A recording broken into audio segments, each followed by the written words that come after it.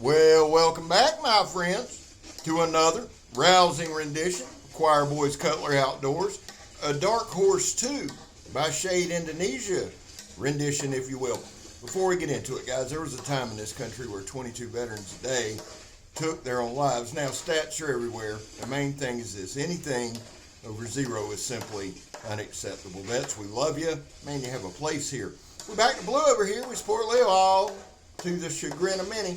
How you do that, Scab? Well, we don't break the damn law. And finally, if you're an addict, never quit quitting. So, if Shade Indonesia sounds familiar to you, that's because we've done several of their pieces. Shany, over at Shade, who is the maker, these are hand-forged, 99% hand-forged. There are a few machine-made parts, but the big part of this is it's hand-forged and it's badass. Shany is a hell of a knife maker, hell of a knife designer.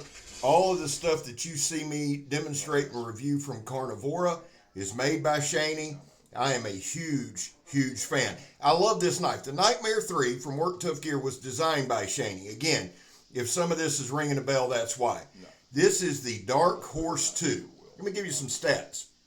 It's made of 5160 spring steel. And we're going to talk about that steel in a second. It is 7 millimeters thick.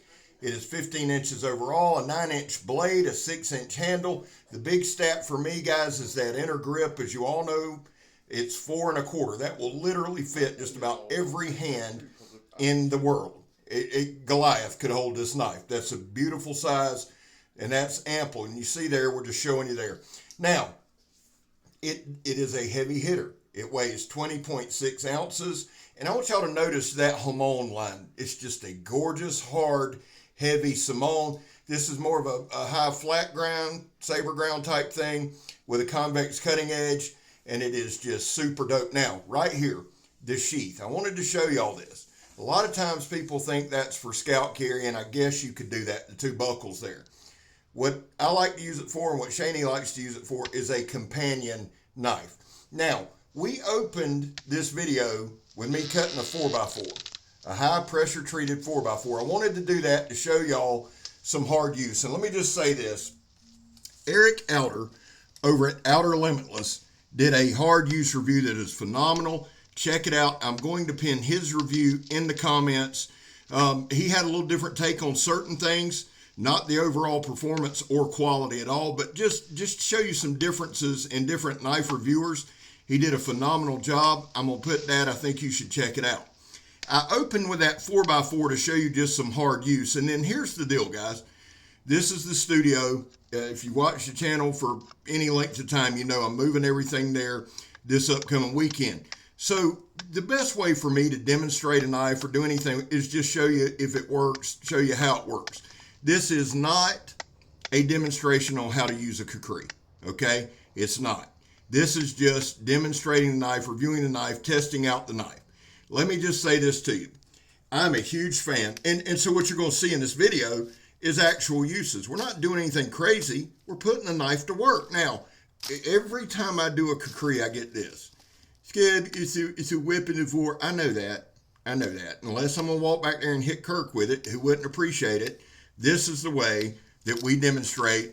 This is the way we test knives, okay? And it's not even really a test. No, we don't do shit scientific. We put them to work. Does the knife work? Yes, sir. I love kukris. I have been enamored with kukris since I was a little boy. My grandfather served in World War II in the Italian theater with the 5th Army. And I got to tell you, he served with some Gurkhas, and he didn't give many people much praise, but he did them. And hearing stories as a kid, I've just been enamored with this tool. And Shany did a phenomenal job. One of the reasons that there's Kirk, not paying attention, appreciate it, buddy. One of the reasons that I love a kukri, I said this was a 15-inch blade. That curvature, that forward cant that it has, doesn't look that long, does it? It's a 9-inch blade. So if you hear 9-inch blade, you don't think super huge, but this thing is a damn hand axe. It just gets it done. Now, remember, Eric Outer did a review before I did. He split a bunch of wood, and there's that hamon I was talking about. This is a gorgeous, gorgeous knife. Now, 5160 is one of my favorite steels. It's a very basic steel. I'm going to talk to you about a couple things. That's something we're trying to add. Let me give you just a quick overview. 5160 is an alloy steel, or AISI 5160. It's a high carbon and chromium steel. It's widely used in the automotive industry for a variety of heavy spring applications, particularly leaf springs, which is why it is primarily categorized as a spring steel. Now, the one drawback, I guess, of 5160 is edge retention. All right, but here's the deal, guys. It doesn't hold an edge super long. All right, that's not uncommon. Now, this one's held up through 2 reviewers cutting the shit out of everything they could find. But here's the beauty of that. It's also super easy to sharpen. And that's one thing. And you can also, I've read several accounts of somebody using a rock and sharpening 5160 in the field. That comes in super handy. One of the pluses to it, it's a very, very tough. It has high impact resistance. I like that. Y'all know I like that.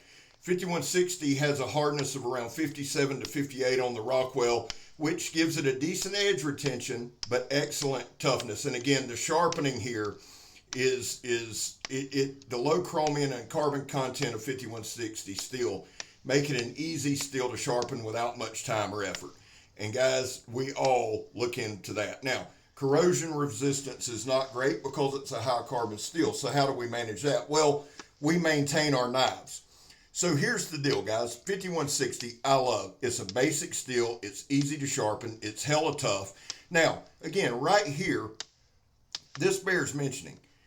I put a ton of time into this knife. Good bites there. You see the safety lanyard there.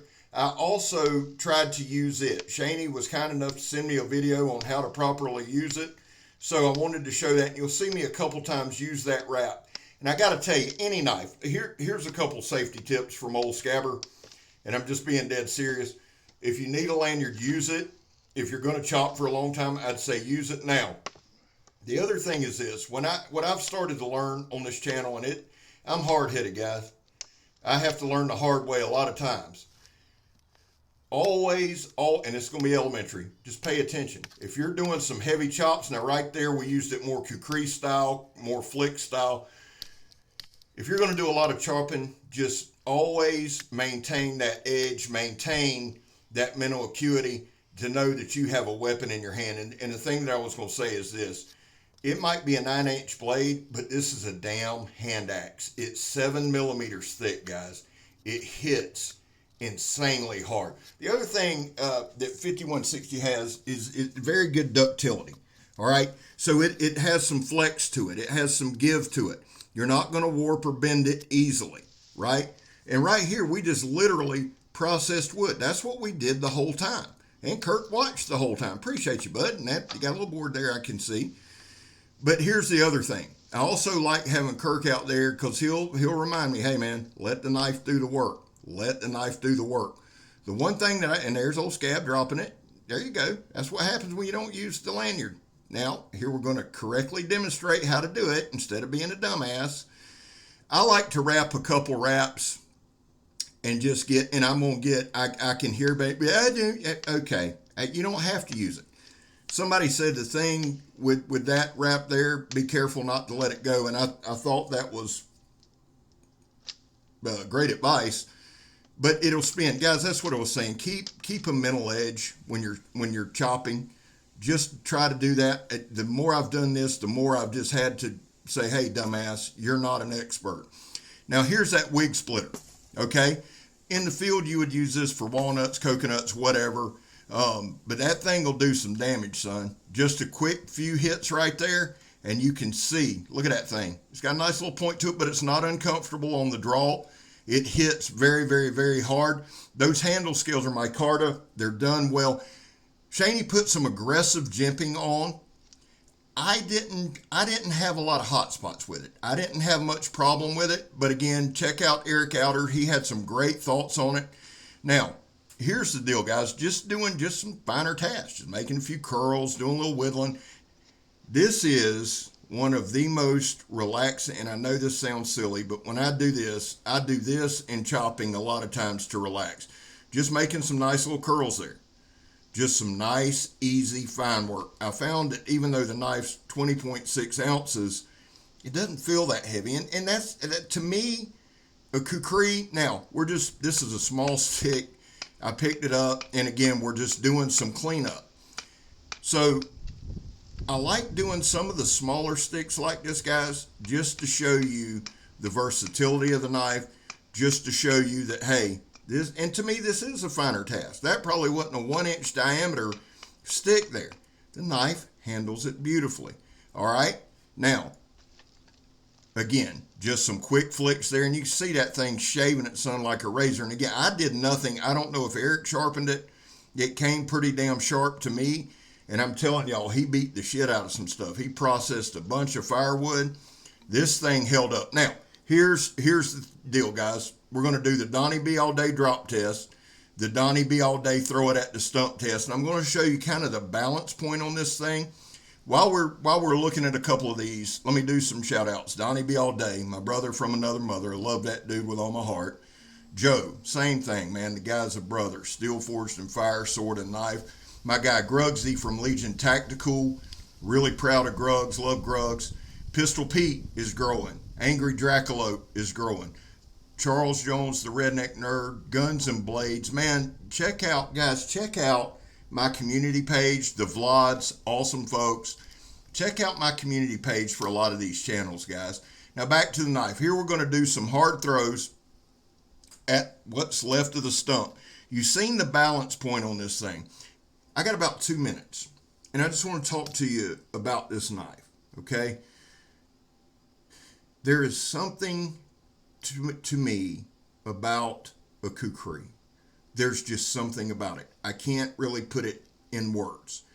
It speaks to me. It resonates with me. It is a hell of a tool. And I said this yesterday on Wednesday about the stump. Guys, I know this is a beat up, half rotted piece of wood.